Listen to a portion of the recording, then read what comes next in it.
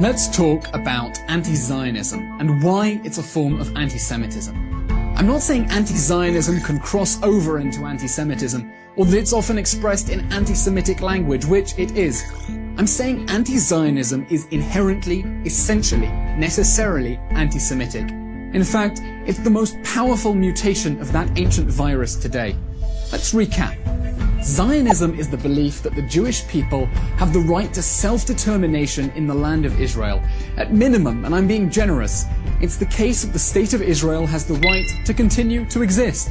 Anti-Zionism is the ideology that says Israel has no right to exist, that it shouldn't exist. It's not criticism of Israel, it's the negation of Israel. Applied practically, anti-Zionism is the movement that strives to use political, economic and moral pressure to wipe the Jewish nation-state off the map and replace it with what would inevitably be an Arab-majority Palestine. So why is anti-Zionism a manifestation of anti-Semitism? 1. Anti-Zionism seeks to forcibly dispossess Jews of a fundamental right that they already enjoy as Jews, the right to self-determination.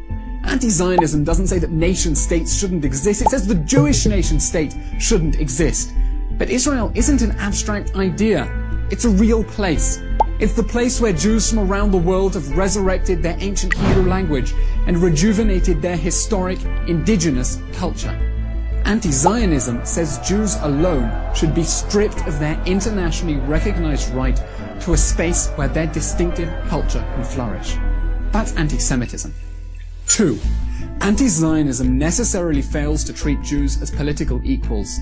Zionism isn't a form of supremacy, it's a demand for basic political equality for Jews as a nation. But anti-Zionism is a demand that Jews alone, having secured their national freedom, should be forcibly subordinated to other majorities. It's the demand that Jews should become permanent minorities again, despite that tragic history. Anti-Zionists tell Jews they can only be treated as equals on the anti-Zionist terms, with their collective rights revoked. It's an assertion of political supremacy over Jews. That's anti-Semitism. 3.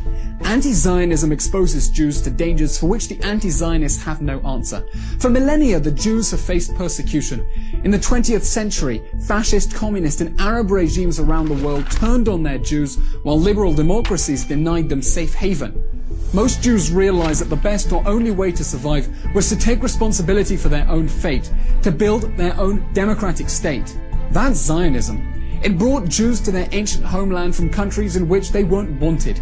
Anti-Zionism says the Jews aren't wanted in Israel either and can't be the guarantors of their own existence there. But if Israel were to disappear, the Jewish people would lose their most successful self-defense mechanism ever. Anti-Zionism necessarily disregards the beliefs, the agency and the aspirations of most of the world's Jews. That's anti-Semitism. You see, anti-Semitism was never just a prejudice against Jews like other forms of racism. It was a totalistic political ideology that mobilized societies against the Jews, that treated them as an irredeemable problem to be solved. And that's exactly what anti-Zionism is about. It's not criticism, it's a hateful, totalistic, destructive ideology. Zionism was born as a revolutionary movement to breathe life into the Jewish people. The founder of the anti-Israel BDS movement says he favors Israel's euthanasia. Choose Zionism.